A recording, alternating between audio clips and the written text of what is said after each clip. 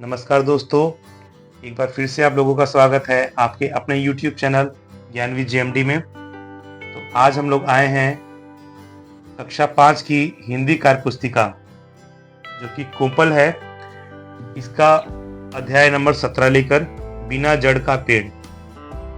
आज हम लोग बारी बारी से इसके सभी प्रश्नों को हल करने का प्रयास करेंगे और आप लोगों से आशा करेंगे कि आप लोग इस वीडियो को पूरा देखें और बीच में जरा भी इसको स्किप ना करें और अंत तक देखें, क्योंकि अगर आप लोग अंत तक वीडियो को नहीं देखते हैं तो इनमें आने वाले महत्वपूर्ण प्रश्न आप लोगों से छूट सकते हैं। तो इसलिए आप लोग वीडियो में अंत तक बने रहें। चलिए अब हम लोग वीडियो को स्टार्ट करते हैं। पाठ 17 बिना जड़ का पेड़। पहला प्रश्न, समान अर्थ वाले शब्दों का मिलान कीजिए। तो देखिए, पहला है अहंकार। अहंकार का हो जाएगा घमंड। दूसरा है चाकरी। चाकरी का हो जाएगा सेवा। तीसरा है उपहार। उपहार का हो जाएगा सौगात। फिर है संशय। संशय का मतलब होता है संदेह। और लास्ट है अवाक। अवाक का मतलब होता है चकित होना। ये था पहला प्रश्न। ये दूसरा प्रश्न करते हैं, इनका वाक्य में प्रयोग कीजिए। तो पहला है एक से एक। इसका होगा वाक्य प्रयोग, इस कक्षा में एक से एक बच्चे हैं। दूसरा है ज्ञानी ध्यानी। हमें ज्ञानी ध्यानी की बात ध्यान पूर्वक सुननी चाहिए। अगला है किस्सा कहानी। दादी मुझे रोज किस्सा कहानी सुनाती हैं। चौथा है भांति भांति। बाजार में भांति भांति के फल बिक रहे हैं। लास्ट है लाल पीली। राम ने गुस्से में अपनी आंखें लाल पीली कर ली। तो ये हो गए दो प्रश्न। तीसरा प्रश्न है, संदूक में हम लोग कपड़े पैसे रखते हैं। संदूक के अलावा और किसमें कपड़े पैसे रखते हैं?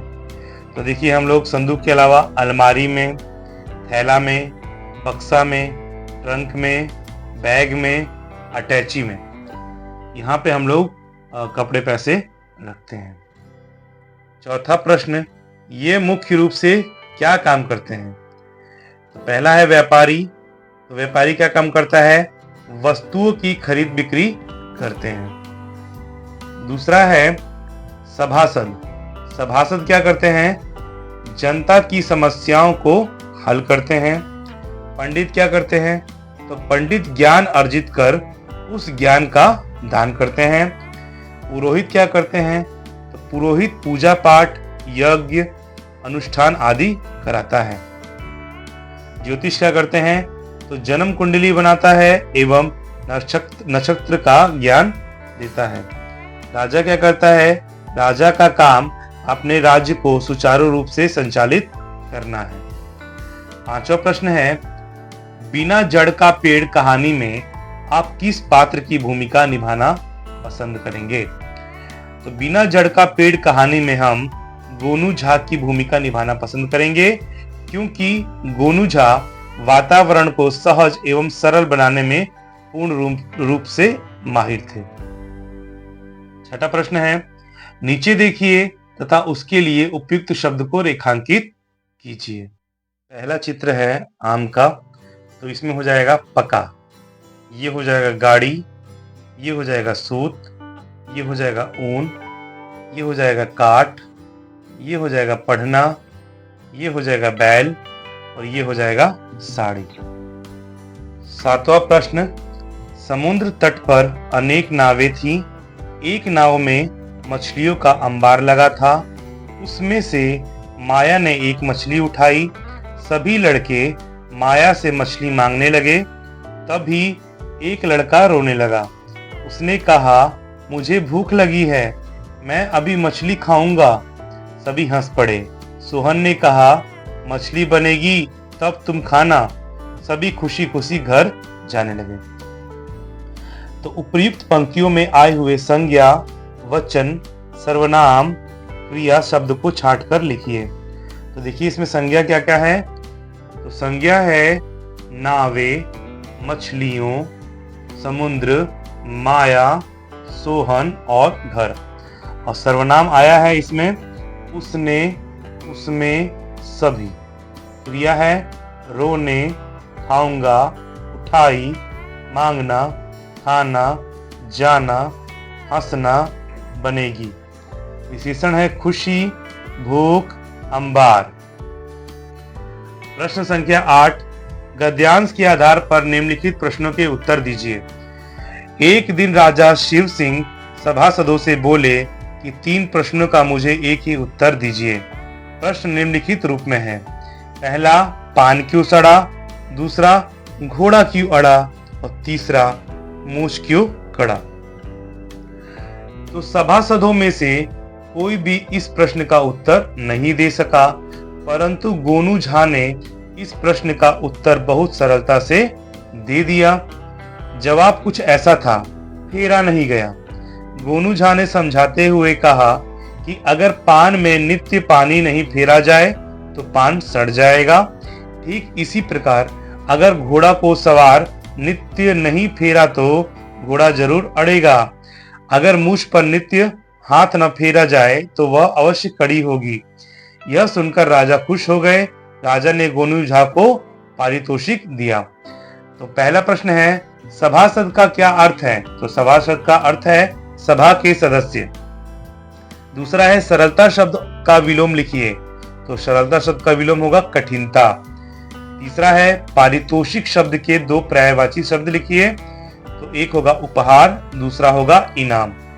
अगला है, गद्यांश के आधार पर फेरना शब्द के क्या क्या अर्थ हो सकते हैं? तो ये होगा पानी फेरना, सवार फेरना और हाथ फेरना। इसके बाद है, यदि आपको अवसर मिले तो आप कौन से ऐसे 3 प्रश्न पूछेंगे जिनका उत्तर एक ही हो? तो हम देखिए कौन सा प्रश्न पूछेंगे। तो हम यह प्रश्न पूछेंगे कि वह कौन सा फूल है जिनकी टहनियों में कांटा होता है? वह कौन सा फूल है जो सुगंध देता है? और वह कौन सा फूल है जो लाल, पीला, सफेद, गुलाबी रंगों में होता है?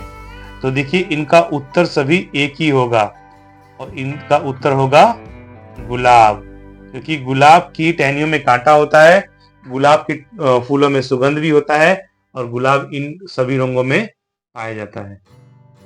यदि मैं राजा होता, अपने मन की बात लिखिए। यदि मैं राजा होता, तो यदि मैं राजा होता तो अपनी समस्त प्रजा के लिए अपना समस्त न्योछावर कर देता। जो भी निर्णय या फैसला लेता उसे धर्म, जाति से ऊपर उठकर लेता। मेरा सभी फैसला निष्पक्ष होता। मेरे राज्य में गरीबी नहीं होती तथा सभी एक परिवार के समान रहते। अगला प्रश्न है 10वां, इनके कार्य लिखिए। तो देखिए पहला है व्यापारी। तो व्यापारी का कार्य है वस्तुओं की खरीद बिक्री करता है। दूसरा है राजा। राजा अपने राज्य का संचालन करता है। तीसरा है ज्योतिषी। ज्योतिषी जन्म कुंडली बनाता है एवं नक्षत्रों का ज्ञान कराता है। चौथा है पंडित। पंडित विद्या अर्जित कर दूसरों को विद्या दान करता है। अगला है सिपाही। सिपाही अपने क्षेत्र की रक्षा करता है। और अंतिम है मंत्री। राज्य की समस्याओं को राजा के समक्ष रखता है। 11वां प्रश्न, निम्नलिखित मुहावरों के अर्थ स्पष्ट करते हुए वाक्यों में प्रयोग कीजिए। तो पहला है बेवक्त की शहनाई बजाना। इसका अर्थ होगा अवसर के विरुद्ध काम करना। तो इसका वाक्य प्रयोग होगा बेवक्त की शहनाई बजाना बंद करो, यहाँ गम का माहौल है और तुम खुशियां मना रहे हो। अगला है आंखों में चमक आना, यानी बहुत ज्यादा खुश होना। राम जब से कक्षा में प्रथम आया है तब से उसकी आंखों में चमक आ गया है। तीसरा है आंखें लाल पीली करना, क्रोधित होना।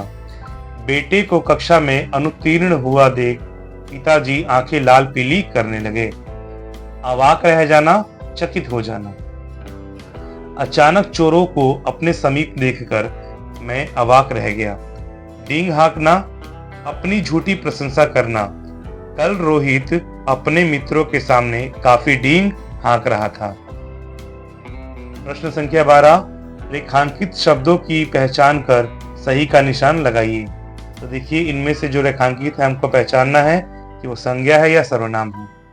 तो गोनू झा ने विश्वास पूर्वक कहा, तो गोनू झा इसमें संज्ञा है। मैं एक व्यापारी हूं, तो मैं एक सर्वनाम है। संदूक क्या है? तो संदूक संज्ञा है। सभा क्या है? तो सभा भी संज्ञा है। मेरी क्या है? तो मेरी सर्वनाम है। 13वां प्रश्न, यदि आप व्यापारी होंगे तो आप कौन सा व्यापार करना चाहेंगे और क्यों? लिख कर बताइए। तो यदि मैं व्यापारी होता तो मैं एक किताब, कॉपी, कलम आदि की दुकान खोलता और इन सभी चीजों का व्यापार करता, क्योंकि यह व्यापार समाज को और अधिक शिक्षित करने में काफी मदद करेगा। जिनको इन चीजों की जरूरत है और वे इन्हें लेने में सक्षम नहीं हैं, उन्हें मुफ्त में ये वस्तुएं देता, ताकि वह एक शिक्षित और सुदृढ़ समाज को गढ़ सके और एक जिम्मेवार नागरिक बन सके। दोस्तों, इसी के साथ अध्याय 17 हमारा यहीं पे समाप्त होता है। इस अध्याय के सभी प्रश्न हम लोगों ने बारी बारी से हल करने का प्रयास किया है। आशा करते हैं कि आप लोगों को ये वीडियो बहुत ही अच्छा लगा होगा। अगर आपको वीडियो अच्छा लगता है तो आप लोग कमेंट बॉक्स में हमें अच्छे कमेंट जरूर करें। और अभी तक आप लोगों ने अगर हमारे चैनल को सब्सक्राइब नहीं किया है तो हमारे चैनल को सब्सक्राइब जरूर करें। तब तक के लिए धन्यवाद।